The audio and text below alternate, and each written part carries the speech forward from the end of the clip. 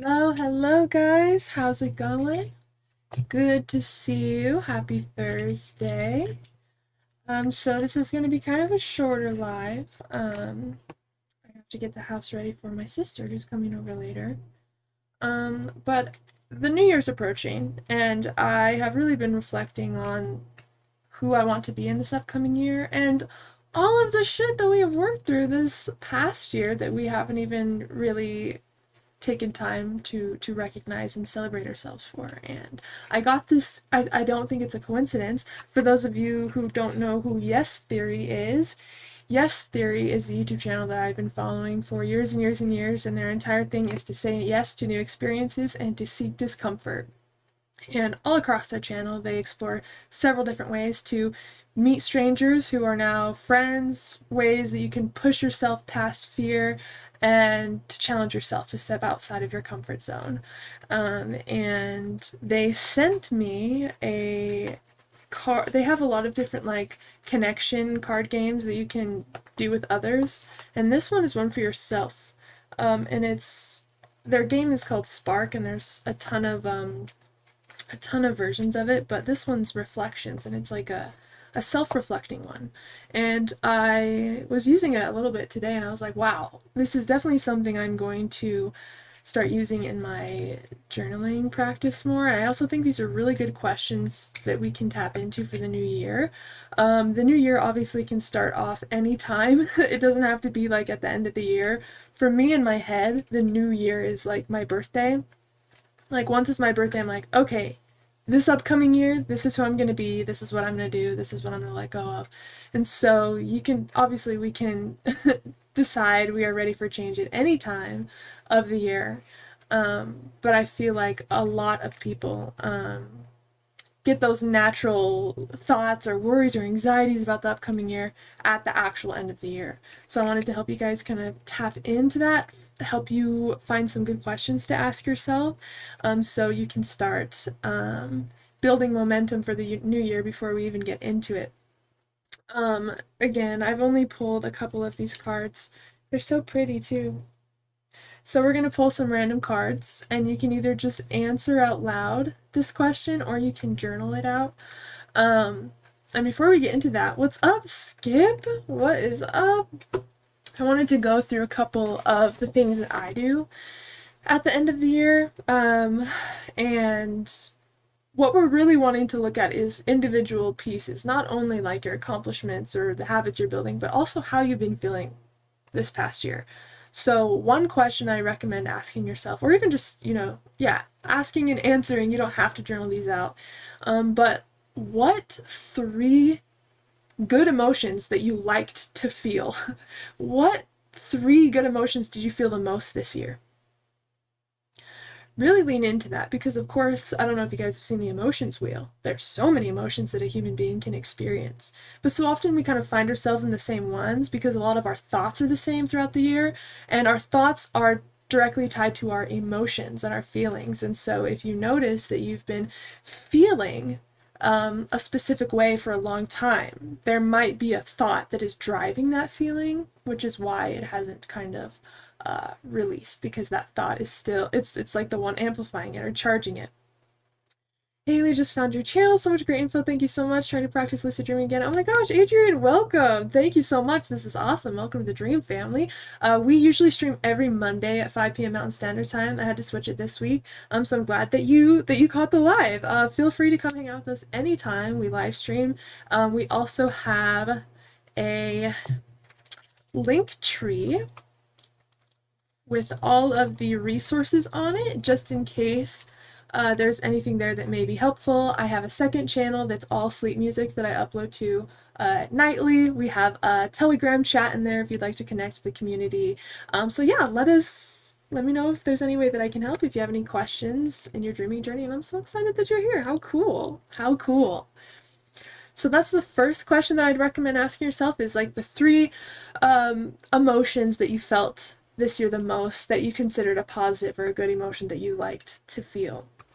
For me, I would say gratitude. I love when I get into deep states of gratitude. I try to practice that every day a little bit, and you'll, like, at first it feels like you're just naming stuff, but after a while, once you really sink into it and you just start to name all the really small things that you're grateful for, like the temperature of your tea today, all of a sudden you get carried away and you get into flow with it and you start to emotionalize with it, and that's when you can really start to feel the effects of gratitude. And that's one of the top ways to manifest as well, is to create gratitude in your physical body, even for things that you don't have yet.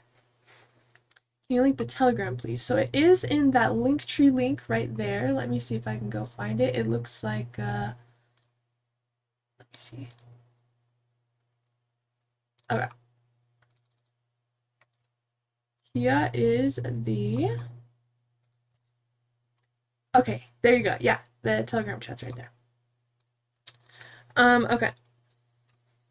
I just messed up my my wrist, so I'm wearing this little splint on it, if you notice that.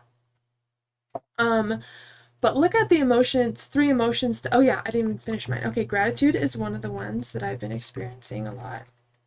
And again, if you want to experience more gratitude or you want to feel happier, one thing that you can do is use gratitude directly for that. Again, just name off random stuff that you are grateful for, the smallest little things, either out loud or in a journal, and then you will eventually start to feel it on a deep level. The things that you think about will get more profound and meaningful, and then that's when you really tap in. It just starts taking over. So that one, I would say inspiration.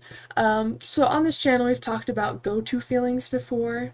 Usually everyone has like one main go-to feeling, and your go-to feeling is the feeling that you would want to feel all the time if you could. It is the feeling that energizes you, that motivates you, that pushes you to accomplish things, that makes you feel good. And mine is inspiration. When I feel inspired, I feel like I have the entire world in my hand. I get inspired from podcasts, documentaries, just learning about the mind or dreams. And so that's my feeling that I always try to find, and as much as I can, is inspiration. So also think about that. What is your go-to feeling? If you had to choose just one feeling that you could feel all the time that really allows you to accomplish a lot while still feeling good, what would that be? Might be the same as inspiration. Yeah, when I feel inspired, it's like everything feels lit up. Like I want it. Like I want to create videos. It really depends what it's about. I mean, I can get inspired with my poi spinning. I can get inspired with the content that I'm making. And so if you know what your go-to feeling is, and if it is inspiration, yeah, look for all the different ways that you can tap into that. And because again, we can induce feelings in our body because we can control our thoughts, and our thoughts are directly connected to our emotions and our feelings. That means that we can create the feelings that we feel. Of course, we're a human being. We're going to feel several different emotions throughout our lives, probably hit every single one on the emotions wheel eventually, but we can choose where our base is, where our foundation is, what the program that's replaying in our mind is. So I'd say gratitude, inspiration, and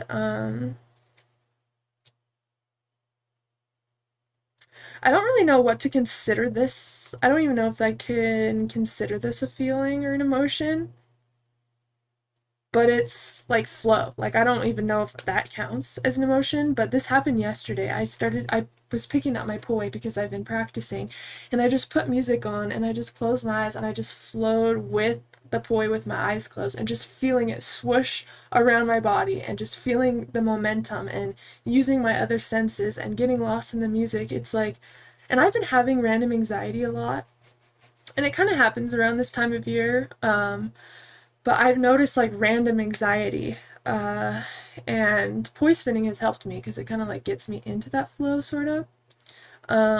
So yeah, I don't know if that can count as an emotion, but that would be my third one. Anytime I felt anxious, or I'm a huge overthinker. I overthink everything, and of course I'm constantly working on that. But I've noticed that poi spinning takes me out of it because I can't concentrate on all these different thoughts when I'm like spinning heavy balls on strings around my body. It's like your brain doesn't see that as a priority when you're spinning something like that. Your brain wants to prevent getting hit, and like you just get into a flow with it. And so that's been my medicine, I feel like. Actually, understanding is an emotion that I lean on a lot, putting myself in others' shoes. I love that. Empathy as well. The ascension affects our wild right now. Absolutely. Yeah, I felt so a lot of like downloads, but also a lot of like purging as well. It's been, I guess that's a good sign. It's an even kind of in and out energetically. But yeah, I definitely feel that lately. And I'm trying to be like, okay, it's not like nothing has gone wrong. I'm completely safe. I think that just around certain times of year, especially if we had something happen around a specific type of year, our body saves that information, so we can't just think that what is wrong with me, I'm crazy, this and this and this. A lot of the times we're giving our body a specific thought on repeat that is generating an unhelpful emotion without us even realizing it. It's not our fault. That's just how our brain is. We just becoming conscious of that is how we can start to change it and be the victor of our environment instead of the victim of what is happening around us. Now that once you've got your 3 good emotions you felt throughout the year, the 3 emotions that you didn't enjoy that showed up a lot this year, so whether that's grief, anxiety, doubt, once you have those and you've kind of identified your go-to feeling, and again, just look at if you don't know what your go-to feeling is, look at all of the things that you love to spend your time doing and what feelings those bring out in you, because usually you keep doing something or you start to love something because of the feeling that it creates in your body. So if you don't know exactly what your go-to feeling is, look at all of the things that you love to do and how they all relate as far as how it makes you feel inside. Another thing is 3 small accomplishments you've made this year. It could be something super, super small. Break down your accomplishments really small. That way you can always celebrate yourself for anything. Oh, you did the dishes today. Oh my gosh, that is amazing. Celebrate yourself that you did that, because there's a universe where you absolutely didn't. Like the little things, like celebrating ourselves for the little things we do gives our brain enough serotonin to feel motivated to do more. If we are constantly expecting so much from ourselves without any reward or any rest or any celebration, then your brain's running on low steam and it's not getting any reward or benefit for the work it's doing. So that's when you start to experience burnout. And that's when you start to experience procrastination, because procrastination shows up when you feel stressed, and we feel stressed when we overload our mind with things that we feel like we have to do. And I want you to look at that. What are things that aren't have-tos, but you make yourself feel like you don't have an option? I feel like I do that all the time with like timelines that I set for myself or different things that I'm working on. And it's like I make it seem so serious and I stress myself out about it so much when I'm the one who set those like deadlines and who kind of chose how I wanted to do it. And so that's why we really got to notice what thoughts are going on, because even this live stream, like I love going live with you guys, but it would feel different in my body if I said I have to do my live stream opposed to I get to do my live stream. Those feel completely different to the body, but I'm talking about the exact same thing. So that's why words are so important, because your brain doesn't sift through them and try to make sense of what you're saying. It takes it for exactly what you say. That's why you really got to say what you mean, especially to yourself, because your inner self does absorb that. And your brain wants to be right. Your brain loves to be right.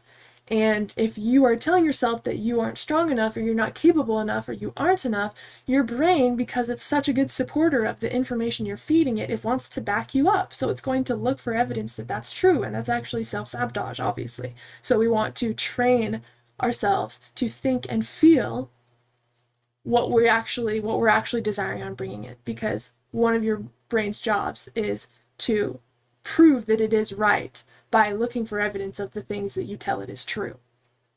So whether you believe you can or not, you will be right. So keep that in mind. What is one big accomplishment that you made this year?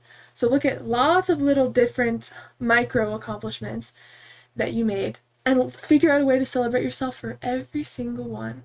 I love like skincare stuff, relaxing spa stuff. I have foot massagers, back massagers, I have foot masks, face masks, hand masks, lip masks, I mean, you name it. I've got tons of stuff loaded for R&R, rest and relaxation time. And when I accomplish something, I give myself a little treat. Maybe I eat some chocolate. Maybe I go do like a foot spa for a little bit and take some time off work. Who knows? Maybe I let myself sleep in on a day where I don't really have a lot going on. You can create whatever rewards you want for yourself because you're an adult and now you can do that for yourself. We get to choose how we want to live. We get to choose how we want to be for ourselves. And I highly recommend finding a little, like, just a small way at least to celebrate every little thing that you do. Because imagine like just doing something small and someone pats you on the back and says good job and how proud of you they are. That makes you feel so good, and that lasts all day. Did you know that when you tell yourself that, your brain releases the same exact endorphins as if someone else was celebrating you for your accomplishments?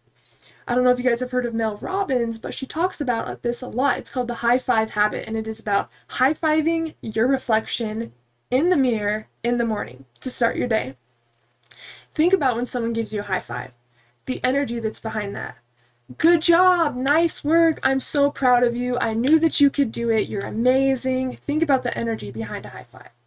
Now, when you high five yourself in the mirror, the brain sees it as someone else congratulating you, sees someone else as celebrating you. That's how it feels in the body. So, high five the mirror, hype yourself up a little bit. It might feel silly at first, but I promise you, you're going to be your biggest cheerleader, and that's going to be enough to fuel you. You don't need any validation outside of yourself to build the momentum that you're looking for. Obviously, you should be surrounding yourself with people who also celebrate you and also make you feel good.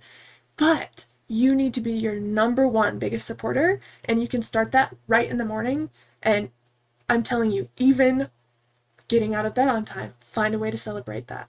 Like every little thing. That way your entire life is just this moving experience of gratitude and celebration and love and play. And if you make that a normal frequency, again, neurons that fire together wire together. So if you start creating a new emotional state that is kind of like your new base program, which means that you start to feel that emotion and think those thoughts more than other emotions and thoughts that don't make you feel as good, eventually that one is going to start to take over that old program. And that's going to be your natural state. It's like when we get so used to thinking anxious thoughts and we start having spontaneous panic attacks, our body learns anxiety better than our brain does, so now it doesn't even have to ask us if we want to be anxious. It just does it for us. Oh, how nice, right? Well, we can also do the same with feelings and thoughts that we want to have. We just need to give them equal airtime or more airtime than the other thoughts and emotions that we're letting kind of play out in our body. So, be a big cheerleader. High five habit. Check it out. Try it out. Let me know what you think. I also, I'll write high five on my mirror with like a dry erase marker. That way I remember. And then anytime I pass the mirror, bam, we're gonna fucking kill it today. I already know. And at first it felt silly, like I felt embarrassed. Like I didn't want anyone to see me high-fiving the mirror. But now it's just so, doesn't even matter, dude. And it makes me feel so good. And right after, sometimes after I do a live, and I killed it, or I feel like I killed it. Or when I got my peak program done for the app, I just gave myself the biggest hug, and I told myself how proud I am of myself, and that I knew I could do it. And I'm telling you, that feels like something that I've wanted to hear my whole life from, someone like my mom, And so to be able to give that to myself and not need anybody to tell me that, and still feel everything that message can give me, really sinking into the true meaning. It really, really, really pushes you and builds momentum. I promise you, you don't want to let yourself get burnt out. If you're letting yourself get burnt out, you're probably using all of your energy until you're scraping by and have hardly any left. You gotta have a good ebb and flow. And I know we want to work until we feel burnt out. We're like this, and then we are burnt out, and then we just are a straight line before we can start going up again. We want to work, accomplish, and rest. Work, accomplish, and rest. And that way we're just creating this even stairway up instead of being all over the place because we're not managing our energy when we need something. And a lot of this comes down to having more grace for yourself. having more grace, having more patience, learning to slow down, learning to know that it's okay to slow down and it's not going to be the end of the world and you're not going to lose everything that you've built if you take some time to yourself. You deserve it. Like, I think we get so in our thoughts about like rushing and going on to the next thing or thinking that we don't deserve something. And one thing that I've learned from my own experience is I take life way too seriously sometimes, when it should be about playing, when it should be more about leaning into this. I mean, like, think about the actual experience that's happening right now. The chances that we're even alive, I can't remember how many trillionths of a, like, I can't remember the exact possibility of that, but I know it's like unreal. So the fact that we are even alive right now experiencing this and we are hanging out online, like, look at the time that we are in right now. We have everything that we could desire at our fingertips. We're just not used, I don't think our bodies are used to that yet. We're not used to, like, for so long, I'm sure you guys have felt like you've had to live in survival, constantly trying to get by, like anxiety with finances or family, and it's just like we have trained ourselves to be in survival. So now, I don't know about you, but one thing I want to do this upcoming year as well is lean way more into safety and lean way more into like going slower, like slowing down to do things that like feel good just because it feels good, A next question I'd recommend asking is, where did you push past fear? Think about where you felt fear and you walked with it anyways. Fear is false evidence appearing real. So oftentimes the thing that we fear is really the thoughts that are accompanied to it, and maybe what's behind the unknown. But we don't even have any evidence that what we are doing, like even just going on stage to give a talk, right? It seems so scary. Our brain convinces us that we're not going to survive it, right? But how do you feel once you just acknowledge the fear, let it exist, and walk with it anyways? After you feel liberated, you feel confident, you feel energized. And we can tap into those emotions anytime if we learn to walk with the fear. We don't have to ever let the fear stop us. I think that the fear is actually there to be a guide, to help challenge us to walk with it anyways. I think true growth happens, and true trust and confidence within yourself happens when you feel fear and trust yourself more than the fear. You trust yourself anyways, and you walk with it anyways. And every single time you do that, you prove to yourself how unstoppable you are, how incredible you are, how strong and profound you are, how inspiring you are. And walking that path, walking with your fear, also shows other people that fear is also just false evidence appearing real in their own journey. So look at how you've walked with fear, how you've pushed past fear this last year, where you felt fear and you walked with it anyways. Now I want you to ask yourself, how do you want to step outside of your comfort zone in the new year? So what is a way that you desire to walk with fear? What are the new experiences that you want to do, and no matter how scared you do it, you wouldn't pass it up? It is just something that that you would just walk with the fear and do it anyways. Look at the ways in which you want to. I really want to go skydiving this upcoming year. I've never gone skydiving, and I think it would be kind of a good symbol to like letting go and trusting. Of course, I'm like terrified of that. Like skydiving or anything. I don't know. And there's a lot of random things that I haven't done before that just make me feel intense fear, and I'm starting to realize that that's not something to run away from, but it's something that it's inviting me, it's whispering to me that there's some sort of growth or transformation that's on the other side of fear. So when you start to rewire your perception of fear, that's when life really starts to change and open up for you. What is up? So good to see you. Thanks for joining.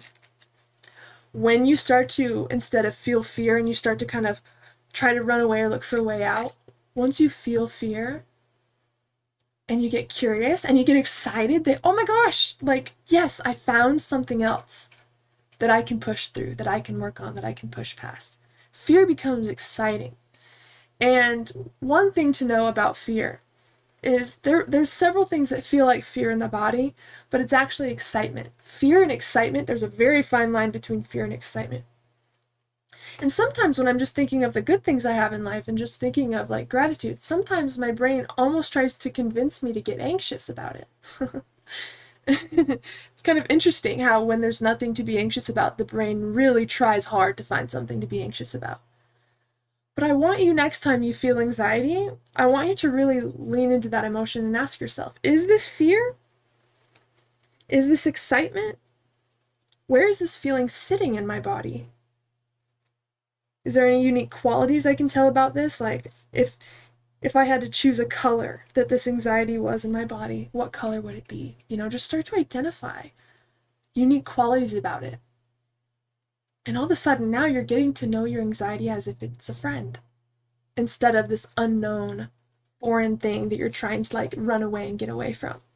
So start to change the perceptions you have of the feelings you have in your body and see if you can befriend them and connect to them in a way that maybe you didn't necessarily expect. The last question before I want to pull a couple cards for you guys is, what do you need right now? What do you need right now? For me, I need fun and play. I do tons of things that are fun, but I feel like sometimes I don't allow myself to have total fun doing them. And that's one thing that I want to work on this upcoming year, is how I can start to make things feel more playful and childlike, because I feel like I'm naturally like that, but I allow myself to take things really seriously sometimes when I feel like there's only one way to do it. Okay, I'm gonna pull a card. These are also questions, so you can either just answer it out loud to yourself, or you can journal this. All right, I'm just gonna pull a random one. I'm going to intend and affirm that this question is exactly what at least one person needs watching this. Okay. Oh, it kind of goes off what we were just talking about. Is there something you've always wanted to try but haven't yet? And why haven't you yet? Is there something you've always wanted to try but haven't yet? Why? Well, let me think of a different one besides skydiving for mine, because I already said that. I think one thing, I would love to give a public talk. I feel like if it was about dreaming or potential or any of the stuff we talk on this channel, I would like not even really need to write it out before. I just feel like I could get lost in the excitement of it. And it might be messy. I think I naturally am just like ranty when I talk. But I think it would come from a really inspiring, authentic place that way. And if I focus too much on like writing a paper to present, to read from, I think that makes that there's so much more anxiety in that, I think. So yeah, maybe a talk like a TED Talk, I'd be terrified, but I'd say yes. Anything at Mind Valley, I don't know if you guys follow Mind Valley. But yeah, and again, like, I promised myself that if there truly is something that I know is good for me, but I'm super terrified and I don't feel like I'm ready and I don't think I could do it, like, if there is something that I truly know that I want to do or that is meant for me, it doesn't matter how I feel in that moment, I will say yes whenever it is presented to me. It could be tomorrow, and Mind Valley could reach out and say that they want me to do a talk. I promised myself that if I know that it is something for me, I will say yes and figure out the details after. Start doing that, because you also keep yourself accountable, but it's exciting. You don't give yourself an option to say no. Of course, if it's something that doesn't like align or you know doesn't feel good, you'll feel that in your body and you can say no. But if you know it's something that's meant for you, but you just feel like you're not ready yet when it's come in, or you start having all these thoughts, say yes and figure out the details after. That is yes theory. That is seeking discomfort. And that's why I love yes theory, because their whole thing is seeking discomfort. Discomfort is where we become our best selves. Okay, the ability to mitigate high energy is the ultimate meditation. Yeah, I'm gonna find someone to nudge me into doing things again. Yes, have an accountability. I found that is super helpful. Okay, I'm gonna draw another card. Who or what do you want to let go of moving forward? Who or what do you want to let go of moving forward? So I think the question is, who or what do you not want to take with you into this next year, basically, like moving forward? Is there someone or something that you want to let go of moving forward?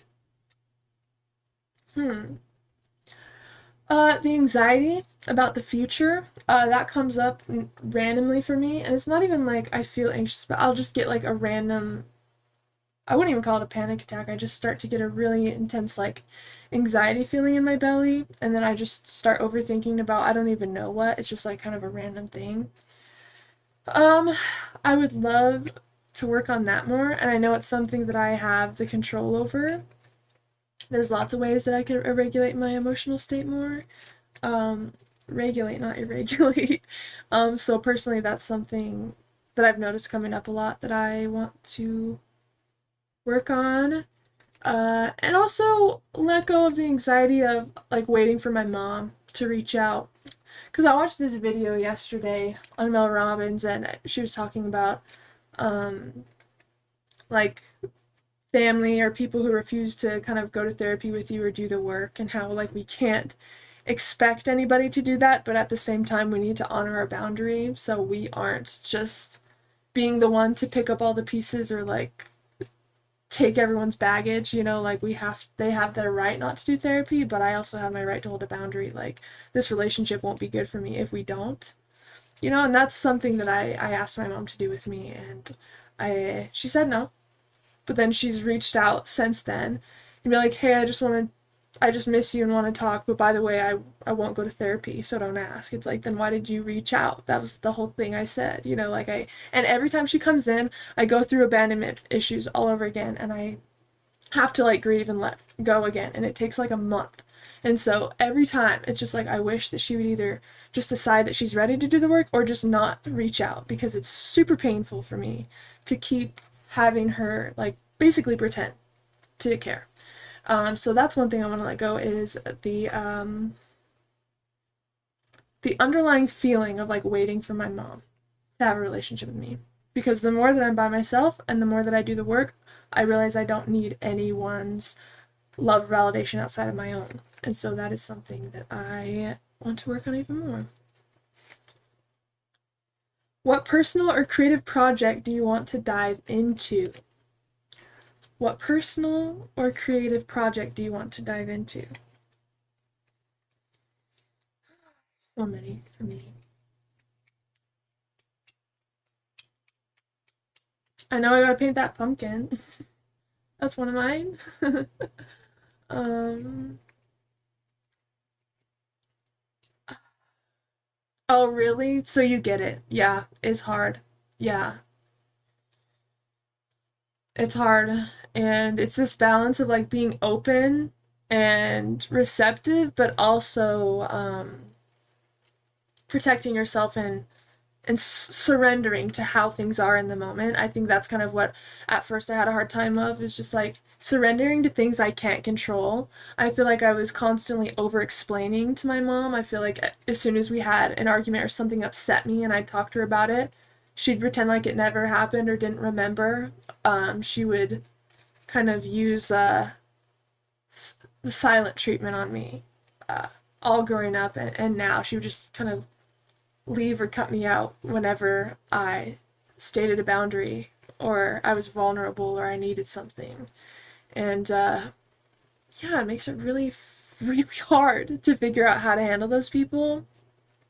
And then when I would like try to talk to her, like as an adult, like after I did a lot of the work, I had a really hard childhood and I had to work through all of that basically on my own, because it was hard for me to even talk to my mom about it. But I decided to try having a relationship with her after I did a lot of the work and I was feeling good and I was able to move forward. But obviously, she was the one that decided not to do the work, thinking that she didn't have to. And so we were like on totally different understandings. Anything I said, she would just completely take one way. It was just like so hard to connect when both people aren't willing to see each other in a new way, to speak in a new way, to be vulnerable in a new way, to communicate in a new way. It makes it really hard. So yeah, I've had to kind of learn to, I'm still working on it. Obviously, it still hurts a lot, especially at this time of year, but I think it's taught me so much about self-love, you know. And it's definitely a soft spot still. But the more that I go through it, the more I love myself after. The more I realize how fucking cool I am. Like the stuff that I do and like the things I've gone through, but I'm still open and kind, and I love that about myself. And it's taken me a long time to like work through my anger and my pain to be this way. Um, but yeah, I think that it's, helps me come back to myself. Exactly. It would, and at this point in my life, I don't need any validation or energy from, I just want to be on a good level with everybody, and I just want people to say things that they feel like they've never been able to say. I feel like life's too short to hold on to things or misunderstandings, or to not want, just to grasp our pain so tightly. Um, but not everybody's ready, and I think that's part of our own personal journey, is learning to love others from a distance and surrender what we think the relationship could be. So yeah, yeah, Skip. I don't know if it's just the time of year or if I'm just emotional lately. It's one of the two. It's one of the two. Okay, let me pull a new card. Okay, after you accomplish your dream, who do you want to inspire with your story? I feel like I'm already living my dream, connecting with you guys, talking about dreams constantly. Who I want to inspire with my story is all of you. That's why I try to be like as open as I can with my struggles, because I don't want you, like, it doesn't help anyone when someone you watch, like, they're shielding all of the work they're going through, and they're like, oh, this is how you heal anxiety, or this is how you have an ego death, or what the hell ever they're talking about, but they never let you in to what they are feeling. And for me, nothing I say would have any weight to it if you guys didn't know how I was also using it in my journey, or all the struggles that I was going through, and how I've, we're walking this journey together, like, and I think that's the most important thing for me through showing up here, is that you guys know that we're walking each other back home, and we're just friends on this journey who are going in similar directions and guiding each other there. Okay, here's a good one. And then we'll put one more after this. Describe the type of friendships you want to attract over the next few months. What type of friends do you guys want? I don't know if you guys are like this as well, but most of my friends are online. Currently, I think that's mostly just because I'm in Utah right now, and I don't go out a lot. I don't, I keep mostly to myself here. But the type of friendships I would want to attract over the next few months, people that are deep thinkers, deep feelers,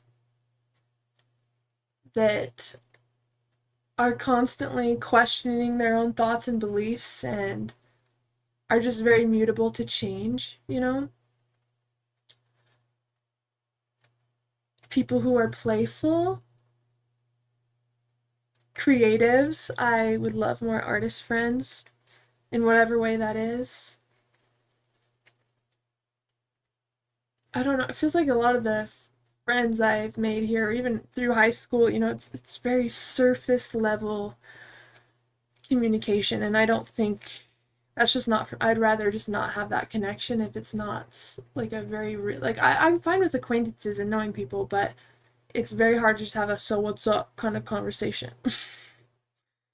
you know I would just rather wait until we have something to say to each other, because also friendships, it's not like you have to talk to them every single day, and if you don't, you're a bad friend. That's a very childish way of thinking of friendships. I think that we're all on our own journey, and when it aligns, we come up and we come back together, and we meet up, and we share where we're at, and we always act with love and grace, regardless if we haven't talked to each other for a year, a month. you know I just want more simplicity in my friendships, especially after everything I've gone through with my family and some of the crazy friendships you guys have heard about over the past couple years. I'm looking for simplicity. Adrian, oh my gosh, then let's be besties. What are we doing? Like, literally, what are we doing? Yes, Eric, wholesome, caring people.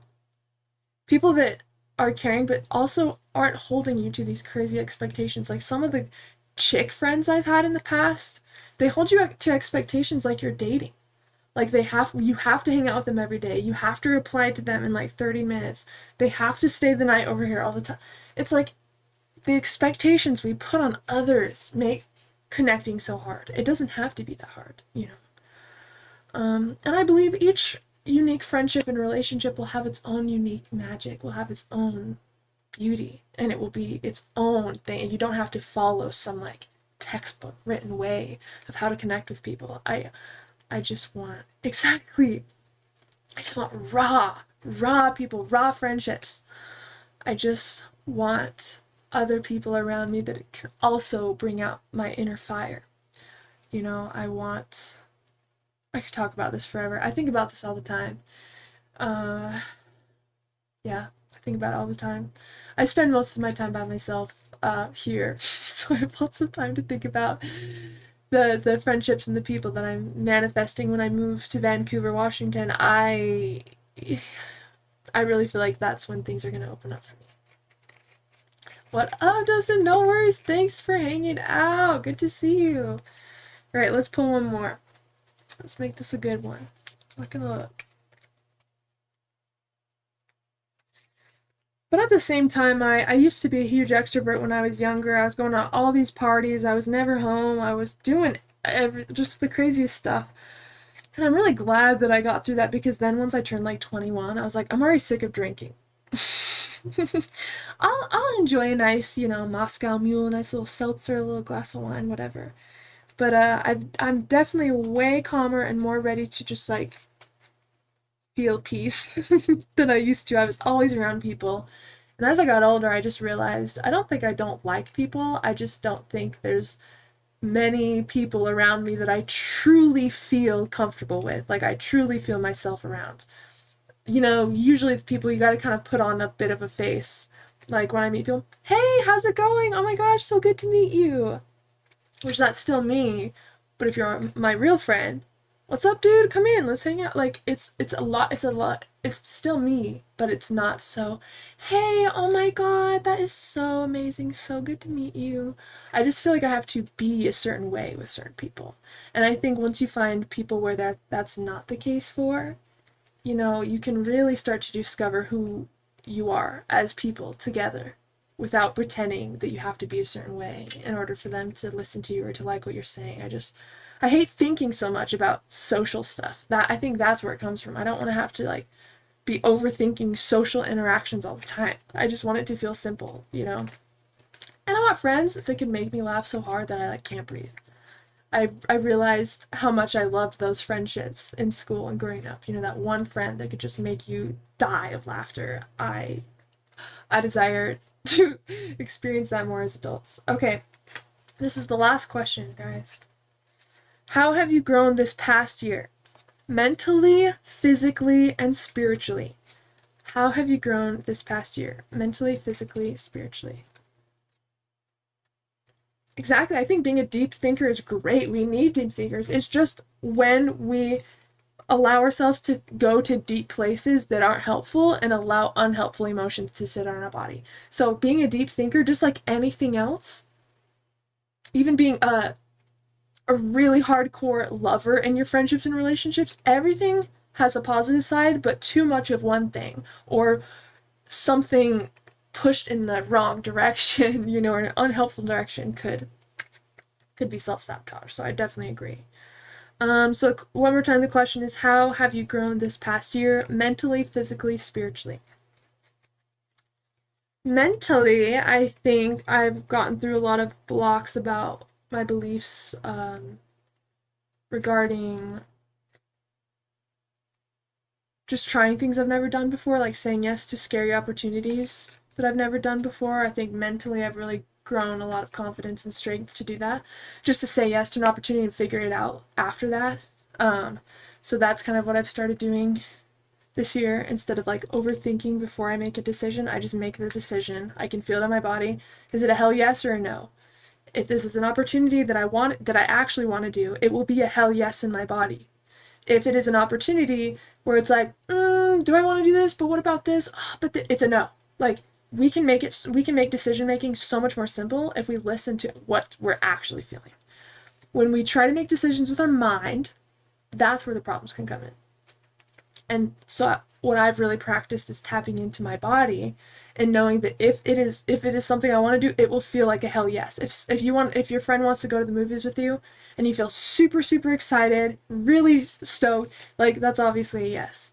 But if you like feel like, oh, I kind of want to stay home, or oh, who's going, I'm not sure, it's most likely a no, you know. And so just trusting that and moving with that, I think, is something that I've learned a bit about this year. Physically, I've gotten back into like, I don't know, I'm more active now. I do like poi spinning every single day for hours, and I feel really good physically around that. Spiritually, I think it's a constant battle of being present and running on autopilot, or knowing that you're not present in the moment but not doing anything about it. Like letting yourself sit in the unawareness. Some days I have days like that where it feels too exhausting to be present. Even though it's like not hard to do, I feel like we always add more complications to simple things. But yeah, like even taking some time to meditate sometimes, I feel like it's hard to shut my mind off.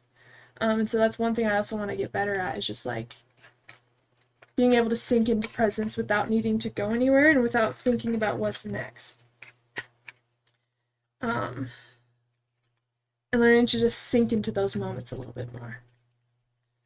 So guys, I really appreciate you joining. I just wanted to open up with you guys a little bit and discuss some of the things I recommend looking at for this upcoming year, noticing how you're feeling, what you're thinking, and what you need right now, and learning to honor that in the best ways possible. Again, if you're interested in learning more about Yes Theory, they have a YouTube channel under Yes Theory or Seek Discomfort. They have 2 different ones. And they also have lots of decks. They're called Spark, and this one is like a personal deck. But a lot of theirs are like what I love about a lot of their card decks is it's like games that you play with friends you just met or something. And it's like a way for you guys to get to know each other more and to create deeper connections faster, which I love. So yeah, I definitely recommend it. But yeah, that is all today. I love you guys so much. Thanks for hanging out with me. And I will see you, I believe, this upcoming Monday. Again, if there's any changes to any streams or anything, I'll let you know in the Telegram chat. So yeah, that is it for today. I love you guys so much. Thanks so much for joining. Eric, do you mind posting the link tree really quick before I head off, just so everyone has the resource link? The link tree has all my stuff. I'm redoing my merch shop, so maybe don't pay too much attention to the merch shop, but my YouTube channels, ways to connect with the community, and more are there. And yeah, that is it today, guys. I have to go speed clean the house. I gotta vacuum, I gotta do laundry, and yeah, so I'll be a little bit busy today, but I really appreciate you guys hanging out with me and allowing me to open up and be vulnerable with you. You guys are my besties. I love you more than anything, and I can't wait to see you again. I feel so proud to have you as my daughter, for sure. That's the sweetest thing anyone said to me ever. Thank you. My inner child is glowing from hearing that. You're an angel. I love you. I'll see you soon, guys. Bye.